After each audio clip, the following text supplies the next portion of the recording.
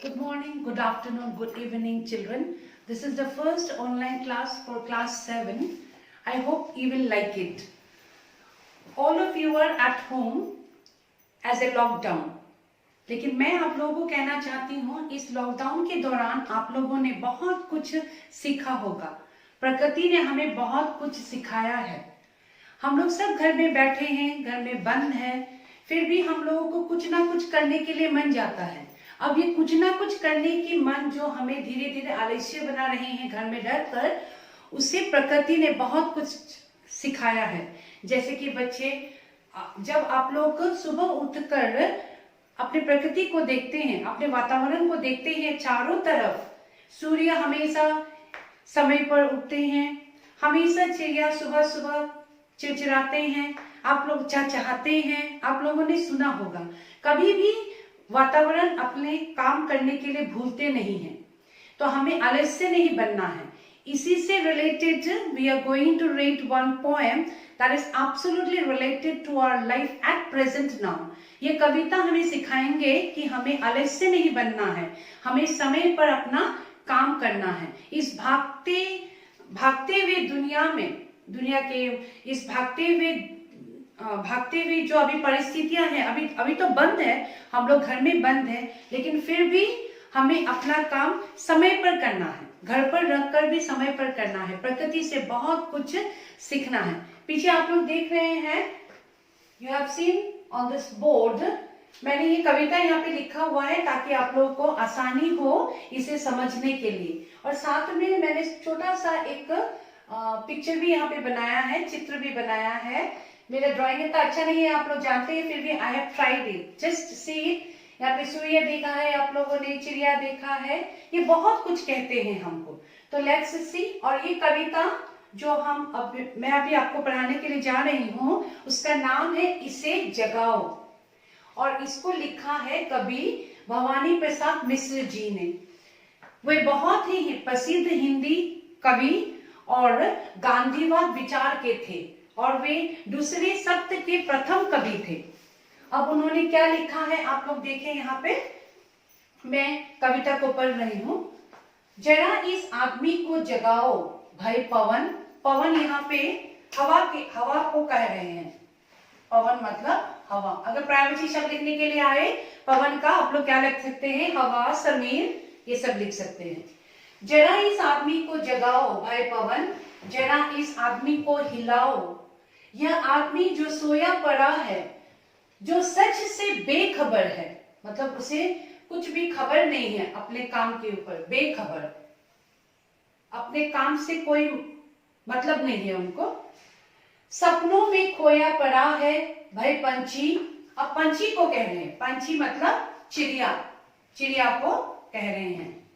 पंछी मतलब चिड़िया, खग, ये सब प्रायवाची शब्द है पंछी का। इसके कानों पर चिल्लाओ भाई सूरज। सूरज तो यू नो, रवि, भास्कर, ये सब, सूर्य, सन, सूरज के बारे में कह रहे हैं। भाई सूरज, जरा इस आदमी को जगाओ, वक्त पर जगाओ, नहीं तो बेवक्त जागेगा यह। तो जो आगे निकल गए हैं उन्हें पाने घबरा के भागेगा यह। घबरा के भागना अलग है, क्षिप्र गति अलग है। क्षिप्र मतलब यहाँ पे तेज गति के बारे में कह रहे हैं। क्षिप्र तो वह है जो सही क्षण में सजग है, मतलब उन्हें सही काम करने के लिए वो मतलब एकदम उत्सुक है, सजग है, जगा हुआ है। सूरज इसे जगाओ, पवन इसे हिलाओ, पंछी इसके कानों पर चिल्लाओ, नहीं तो आदमी क्या हो जाएगा, आलस्य हो जाएगा। वह सोया है, वह सोकर ही रहेगा। तो एट प्रेजेंट के बारे में कह रहे हैं। You see so nice this poem Bhavani Prasad Mishra ji ने लिखा है। अब ये कविता हमारे मतलब जीवन, अभी हमारा जो जीवन है उससे एकदम मिला जुला है। अब हमें इस कविता बहुत कुछ सिखाते हैं।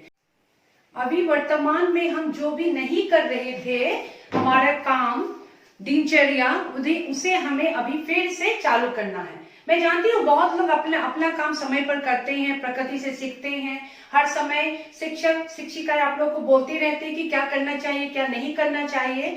अब इस कविता से भी हम लोग बहुत कुछ सीख रहे हैं और सीखना जरूरी है। तो यहाँ पे क्या कह रहे हैं, देखो जैसे कि हमारा अभी वर्तमान का जीवन हो रहा है कि हम लोग अभी हमें स्कूल नहीं जाना है, विद्यालय नहीं जाना है ना, घर का होमवर्क समय पर नहीं करने से भी होगा, ऐसा हम सोच रहे हैं क्योंकि अभी तो अध्यापक नहीं देखेंगे। Like that we think many things and we think like that we are staying at home, no need of doing our duty, when teachers will not see our homeworks, no like that, so we feel little tired और आलस्य हो रहे हैं।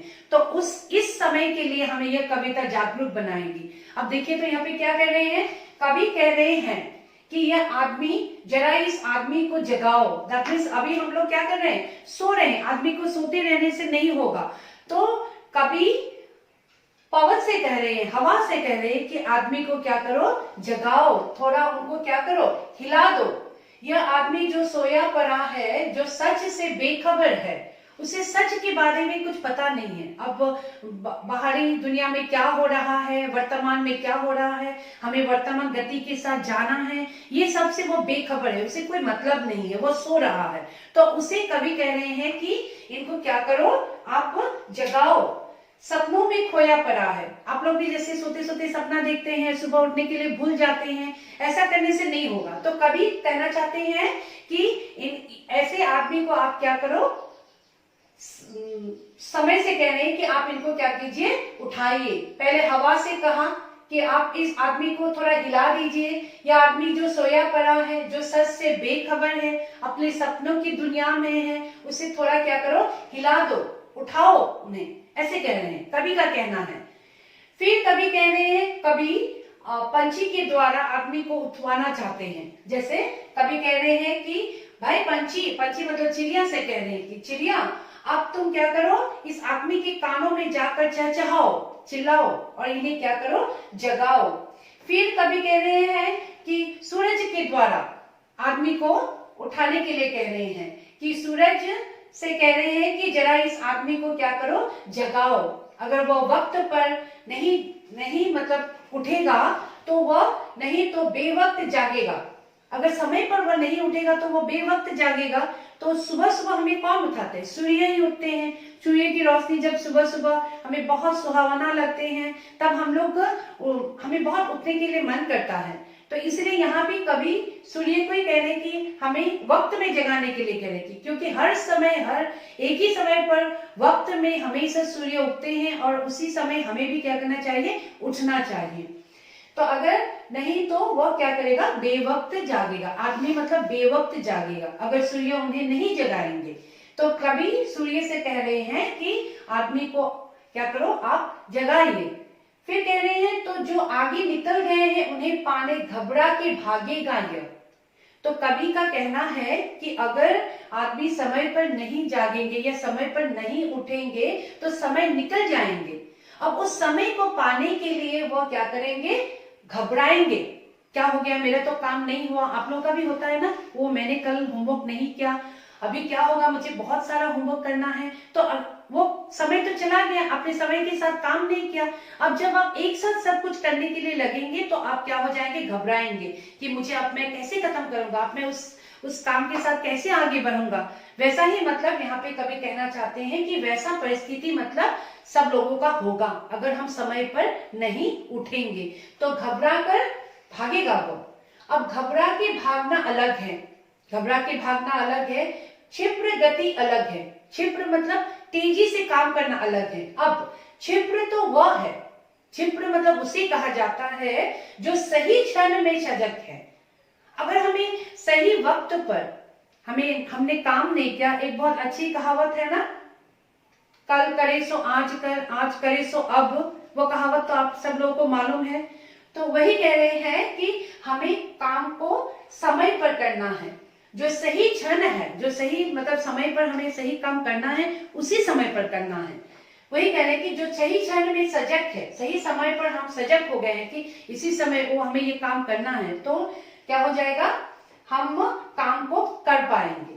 तो कवि सूरज से कह रहे हैं कि इन्हें जगाओ, जो आलस्य कर रहे हैं, उठना नहीं चाह रहे, अपना काम समय पर नहीं कर रहे हैं, उन्हें पवन से सिफारिश कर रहे हैं कि उठाइए। फिर पंछी से कह रहे हैं, रवि, हवा, चिड़िया, इन सभी से मतलब कवि कहना चाहते हैं कि आदमी को क्या करो, आलस्य बनने से उसे मतलब भगाओ, उन्हें तेज समय के साथ आगे बढ़ने के लिए सीख दे रहे हैं।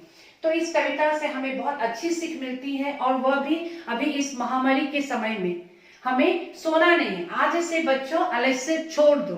अगर कुछ काम आप लोगों ने किया भी नहीं था तो अभी से वह काम आप लोग क्या करें, शुरू कर दें। और मैंने भी ये पाठ अभी आप लोग को समझा दिया है, कविता समझा दिया है, और मैं भी चाहती हूँ कि आप इसके जितने भी मतलब प्रश्न उत्तर है, ग्रामर व्याकरण मैं और लूंगी, आगे आपको क्लास में करूंगी। Then I will teach you grammar part also. व्याकरण भी मैं आपको जितना हो सके मैं सिखाऊंगी. Then I hope you will do your all the work whatever given in your textbook. Thank you.